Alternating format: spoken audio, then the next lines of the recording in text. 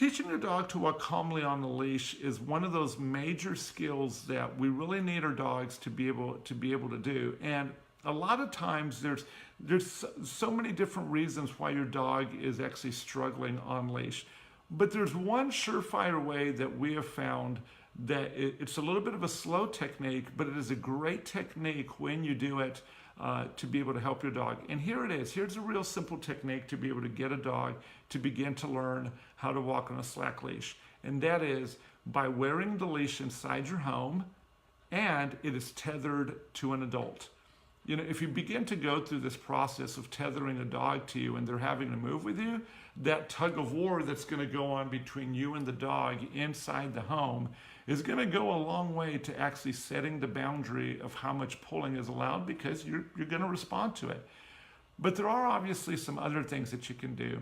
I can't tell you enough how valuable it is to actually have a dog that's going to come and be rewarded for being on the left-hand side of your body.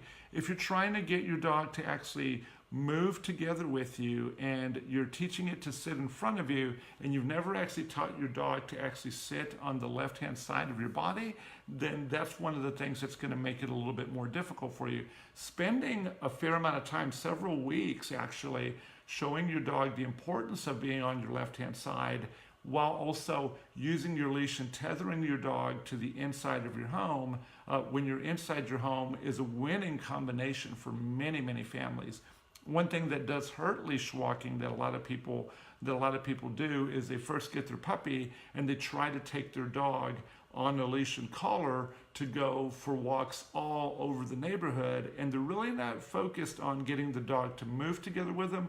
They're more focused on actually going around the block. Now, I don't want to downplay that. That's actually not a bad idea, but I would prefer, if you're trying to socialize your dog and show it the neighborhood, then maybe putting your dog in a harness and allowing it to pull, as opposed to having a collar on the dog and allowing it to pull, because that's really going to make it more difficult for you when you actually want to go about having the leash being nice and slack with you and your dog.